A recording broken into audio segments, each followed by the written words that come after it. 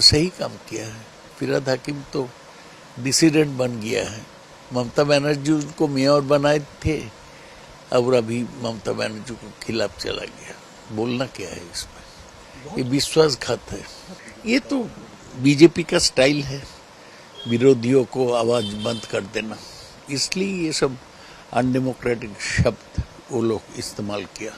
कुणाल घोष जो बताए हैं सही बताए हैं, उनको सुनना चाहिए था। उनका कहना था कि जो रिवेल एमएलएज है या एमपीज है, इनका ऊपर जैसे क्रिमिनल्स के ऊपर सख्त कार्रवाई करना चाहिए।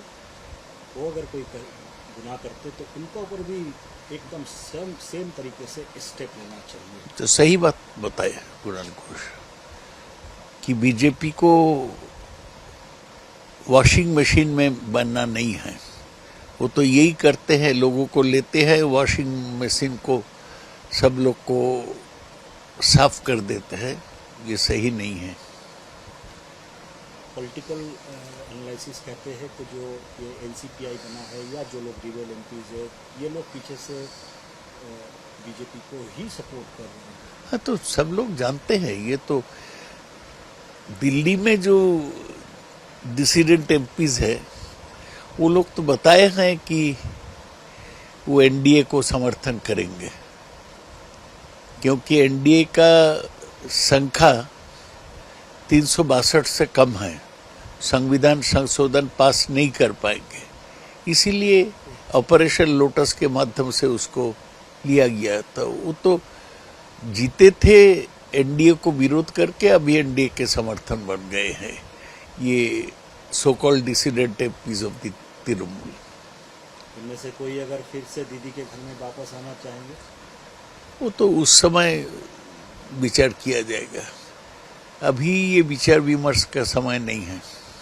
ऋतुव्रत बनर्जी का जो तृणमूल कांग्रेस है, ये लोग कल सीईओ से मिले, अपना मेजॉरिटी और जो सिंबल है उसको लेके बातचीत हुआ है। अब उसको तो अधिकार है, वो अधिकार के अनुसार किया है।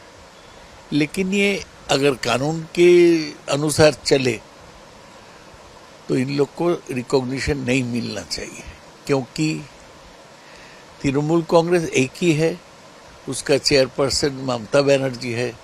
कोई दूसरा तृणमूल कांग्रेस बन नहीं सकता है। अगर एक नंबर भी एक बहुत बड़ा इशू है सर, उनके पास नंबर तो इशू है, लेकिन नंबर से ये विचार नहीं होता है।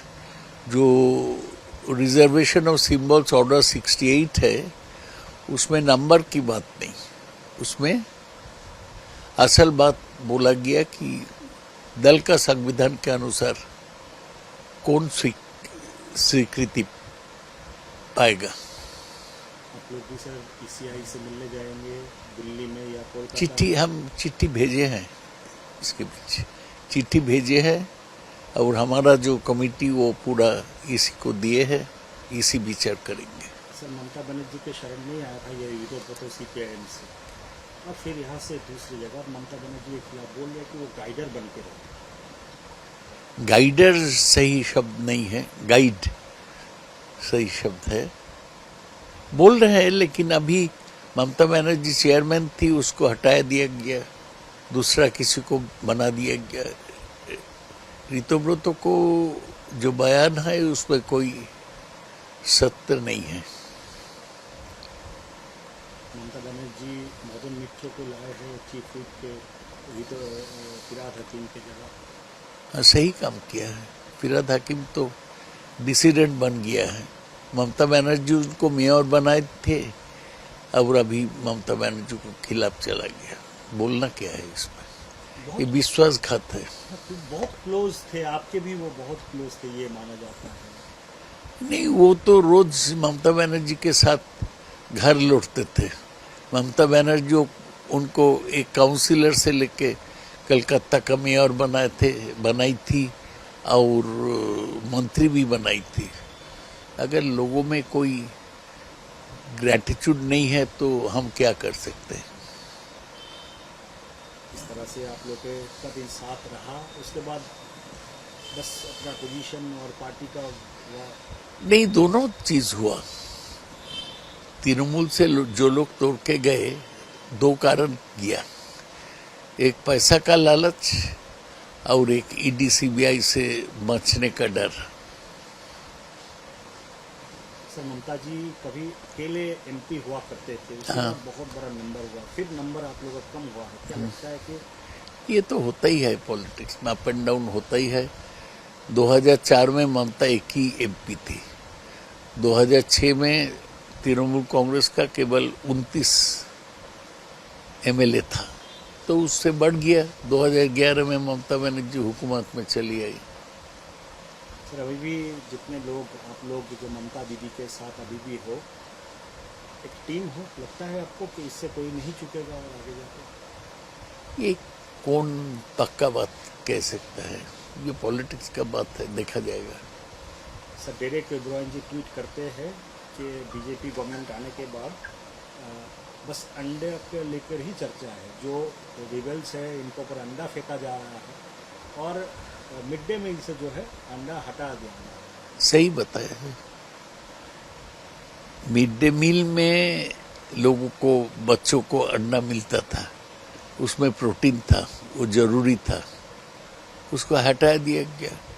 ये तो जन विरोधी कदम है, ये होना नहीं चाहिए था।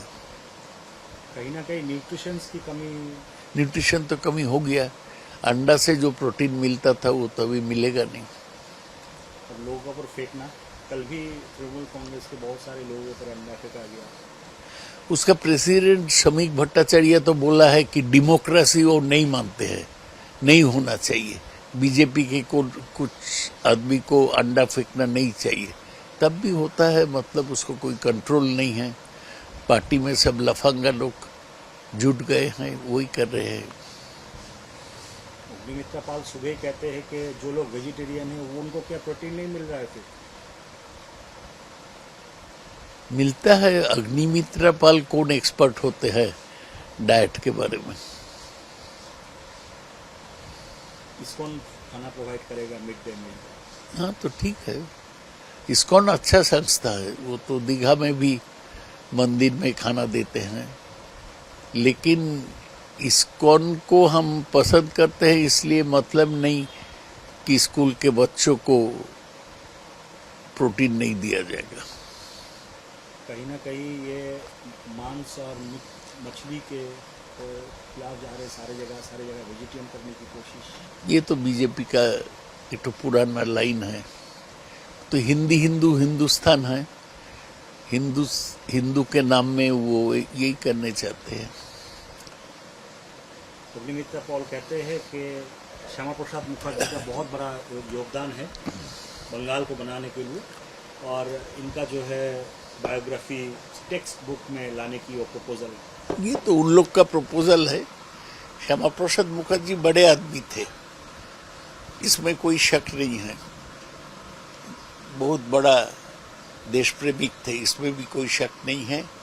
लेकिन ये भी याद रखना चाहिए कि जब ब्रिटिश शासन था, गांधी जी, नेहरू सब जेल में थे, तब श्यामा प्रसाद बांग्ला के मंत्री बने थे फजलुल हक से मिलके। उसका मिनिस्ट्री को श्यामा हक मिनिस्ट्री बोला जाता। एक दिन के लिए भी आज़ादी का लड़ाई के समय श्यामा प्रसाद जी जेल नहीं गए। लेकिन आज़ादी के बाद वो कश्मीर में जेल में गए, वो बहुत दुखद बात है कि जेल में उनको मौत हुआ। वो अच्छे आदमी थे, एडुकेशनिस्ट थे, लेकिन मैं उनको फ्रीडम फाइटर नहीं कहूँगा। टेक्स्ट बुक में उनका बायोग्राफी आना चाहिए सर, आपको क्या लगता है? नहीं लगता।